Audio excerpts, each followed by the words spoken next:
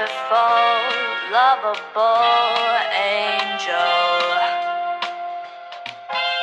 But he took the spotlight shining so bright, left me to fade away. But honey, now the turn is mine.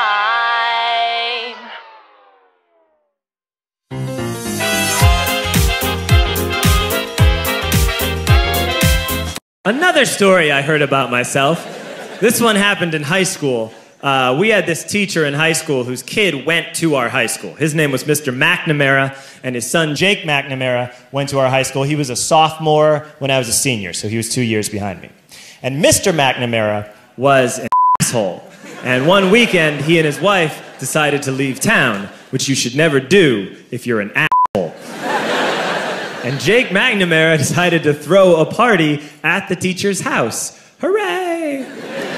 And everyone around town heard about it, and we all got up individually and thought, okay, let's go over there and destroy the place. I walked into this party, everyone I had ever met was there, and everyone was drinking like it was the end of the world. People were drinking like it was the Civil War and a doctor was coming to saw our legs off. It was totally unsupervised. We were like dogs without horses. We were running wild. I walked down to the basement. They had a pool table in the basement. One dude took a running start and threw his body onto the pool table and broke it in half. Another kid found out which room was Mr. McNamara's and went upstairs and took a shit on his computer. So the party was going great. I'm standing in the basement and I'm holding a red cup. You've seen movies. And I'm standing there and I'm holding a red cup and I'm starting to black out. And I guess someone said like, something, something, police.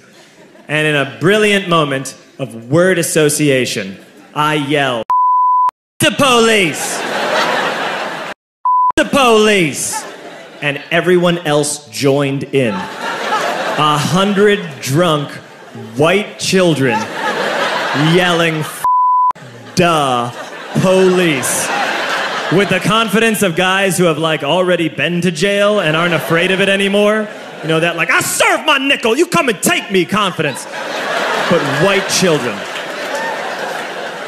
The reason someone had said something, something, police was because the police were there. So a Chicago police officer walked down the stairs and got to the bottom in the basement and looked out over a sea of drunk toddlers yelling the police in his face. And he was almost impressed. He was like, wow. And then he leaned into his walkie-talkie and went, get the paddy wagon. And my friend John, who is now a father, this man now has a baby, he grabbed a 40, smashed it on the ground, and yelled, scatter! And everyone ran in a different direction. We all ran in different directions. It was like that scene in Ratatouille when the humans come in the kitchen and all the rats go in different ways. We all ran in different directions. I ran into the laundry room and I jumped up on the washing machine and I crawled out through a window into the backyard, and now I'm running through the backyard and there was this big chain link fence and I thought, I've never climbed a fence that high before. And then I woke up at home.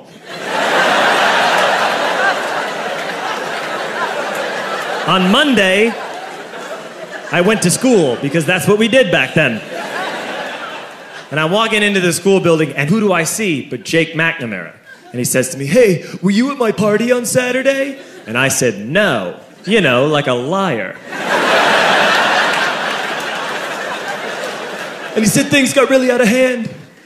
Someone broke the pool table. Someone took a at my dad's computer. But the worst thing, he says, the worst thing is that someone stole these old antique photos of my grandmother, and my parents are freaking out about it. And I had that thought that only blackout drunks and Steve Urkel can have.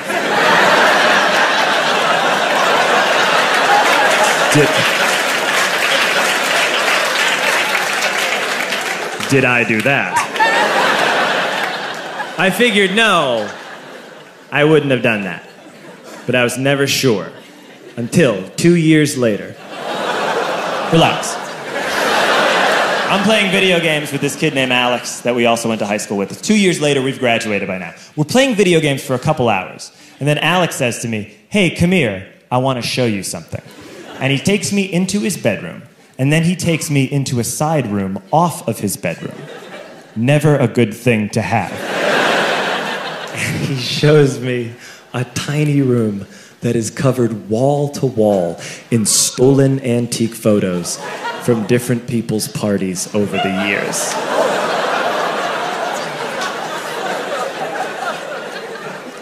And I said, why? Why do you do this? And Alex said, because it's the one thing you can't replace.